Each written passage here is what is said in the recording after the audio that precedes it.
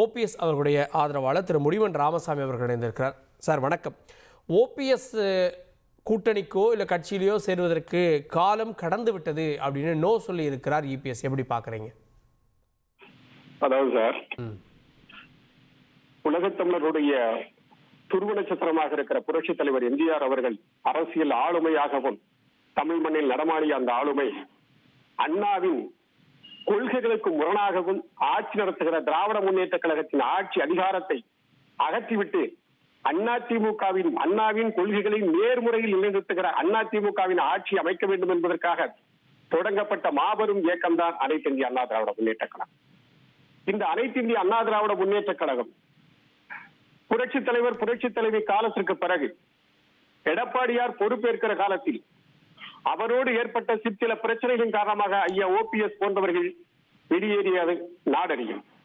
ஆனால் தொடர்ந்து அவர்கள் ஏதாவது இவர்களுக்கு பிரச்சனை கொடுக்க வேண்டும், ஏதாவது இவர்கள் இந்த இயக்கத்தை வீழ்த்துவதற்கு வேறொரு மாற்றணி அமைக்க வேண்டும் என்று விரும்பியிருந்தால் அவர்கள் மாற்றணியை தேடி போயிருப்பார்கள். ஆனால் தொடர்ந்து எங்கள் உரிமையை பெற வேண்டும் என்பதற்காகத்தான் நீதிமன்றங்களை நாடுகிறார்களே தவிர அதிமுகவை அழிக்க வேண்டும் என்ற எண்ணத்தில் அவர்கள் எந்த இடத்திலும் எந்த செயல்பாடும் செய்யவில்லை.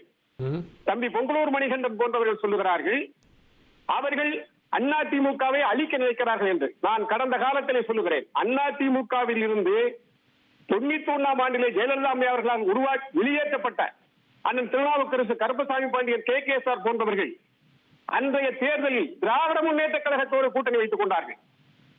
ஆனால் ஆட்சி அதிகாரத்தை 96 ஜெயலலிதா மீண்டும் தன்னை காப்பாற்றுவதற்காக யாரை தேடி சென்றால் என்றால் திராவிட முன்னேற்ற கழகத்தோடு கூட்டணி வைத்துக் கொண்ட கருப்பசாமி பாண்டியன், KKSR போன்றவர்களை தான் மீண்டும் அழைத்து வந்தார். ஆகவே அரசியல் அதிமுகவின் அரசியலை பற்றி இவர்களுக்கு தெரியாது. அதிமுக என்பது இன்றைக்கு எந்த நிலையில் இருக்கிறது அதுதான் பிரச்சனை. தேர்தல் நெருங்கிக் கொண்டிருக்கிறது, தேர்தல் பதட்டம் தொற்றிக்கொள்ள ஆரம்பித்து விட்டது. இன்றைக்கு அதிமுக தனித்த இந்த நிலையில் எடப்பாடி தலைமையில் இருக்கிற இந்த பலத்தோடு மட்டும் அதிமுக மீண்டும் ஆட்சி படத்திற்கு வர முடியுமா? இதுதான் கேள்வி. இல்ல, அதுல அதிமுக ஒரு வடிவம் பெற்றுவிட்டது, இன்றும் அதை எதிர்த்து குரல் கொடுத்து வருகின்றனர் அப்படின்னு ஓபிஎஸ் சொல்றாரு. அதிமுக பொதுச் செயலாளர் இபிஎஸ் அப்படின்றதுல டிஸ்பியூட் பண்ணல அப்படின்னா ஒருவேளை ஓபிஎஸ் ஏத்துக்கிறதுக்கு வாய்ப்பு இருக்குமோ? அதைத்தான் நாங்கள் சொல்லுகிறோம். அதைத்தான் நாங்கள் என்ன சொல்லுகிறோம், நீங்கள் பொதுச் செயலாளர் பதவியிலே நீடிப்பதிலே எங்களுக்கு எந்த பிரச்சனையும் இல்லை.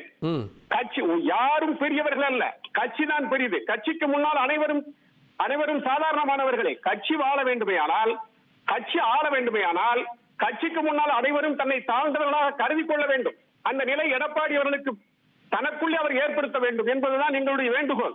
நான் அவருக்கு அதற்காக ஒரு பொதுச் செயலாளர் பதவி விட்டுக் கொடுக்க வேண்டும் என்று நான் சொல்லவில்லை. ஆனால் பொதுச் செயலாளர் பதவி என்பது பிறரை அரவணைத்து கட்சியை வெற்றி பாதைக்கு அழைத்து செல்வதை தவிர கட்சியை தொடர்ந்து இழிநிலைக்கு கொண்டு செல்வது அல்ல, கட்சியை தொடர்ந்து தன் கௌரவத்தை இழக்க வைப்பதல்ல, கட்சியின் பெருமைகளை சீர்குலைப்பதல்ல. எடப்பாடி பழனிசாமியால் இன்றைக்கு அதிமுக கட்சி பெருமைகளை இழந்து, அதனுடைய கௌரவத்தை இழந்து, கட்சி தன்னுடைய நன்மதிப்பை இழந்திருக்கிறது என்பதை கடந்த நாடாளுமன்ற தேர்தல் உணர்த்தி இருக்கிறது. இதனால்தான் புரட்சி தலைவர் மீது பற்று கொண்ட, பாசம் கொண்ட அனைத்து இந்திய அண்ணா திராவிட முன்னேற்ற கழகத்தின் மீது அதுவே தனது உயிராக நினைக்கிற தொண்டர்கள் இன்னும் இப்படி ஒரு நிலை வந்துவிடக் கூடாது, தேர்தல் என்றாலே அதிமுக கொண்ட அஞ்சுகிற நிலை வந்துவிடக் கூடாது என்பதற்காகத்தான் இந்த இயக்கம் ஒன்று சேர வேண்டும். நாம் அழிந்தாலும் பரவாயில்லை, இந்த இயக்கம் வாழ வேண்டும்.